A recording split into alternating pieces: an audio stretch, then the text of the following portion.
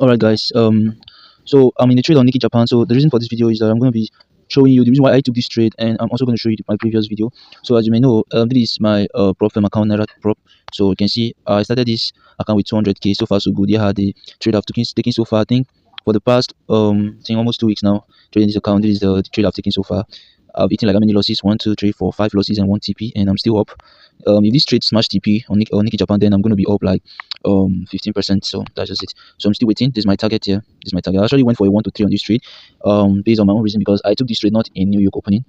So I believe market will want to, like, market will not want to go too far. If this market breaks this psychological level, then our next target is going to be the psychological level. Before market will reverse from the psychological level, there will be some kind of, taking out this level to the upside before dropping. Now, first of all, before I show you the previous trade that I took on US 30, let me tell you the reason why I took this trade on Nikki Japan.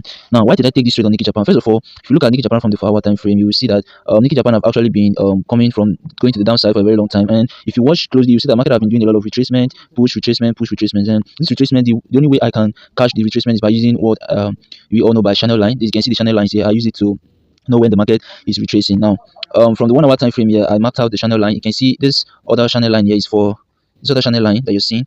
This other one here now, you can see this was price retracing from the overall trend of the market, which is this.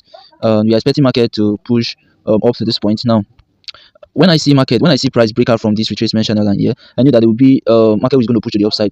In as much irrespective of this psychological level here, which is actually possible for market to drop down. But you know what they say, trend is your friend. Always follow the trend. So that's exactly what I did. I'm supposed to pay close attention to this level, but because this market is actually going to the upside, I have to follow the market to the upside. Now I'm going to show you what I did that made me take this trade.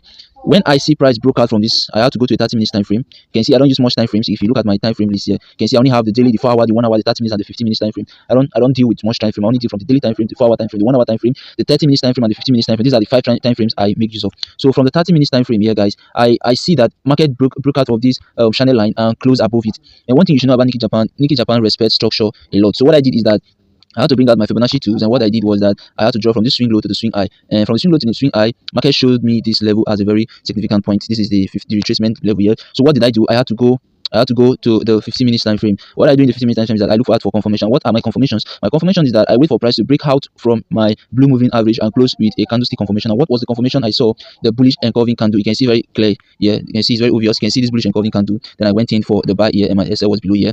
I'm supposed to go for a 1 to 4 actually, because that's how I normally go with my US 30. But based on the fact that the section has already closed, the only thing that will push this market to the upside is Asian section, because you all know Nikki Japan is an Asian section instrument. So even though it's kind of volatile at the New York and London session, but there's always strong volatility at the Asian section when it comes to Nikki Japan. So this is just my setup on Nikki Japan. I only use this setup only on Nikki Japan, and when it appears like this, it's always a top notch. It always flies. So that's the reason why I took this trade without waiting for the London or New York session.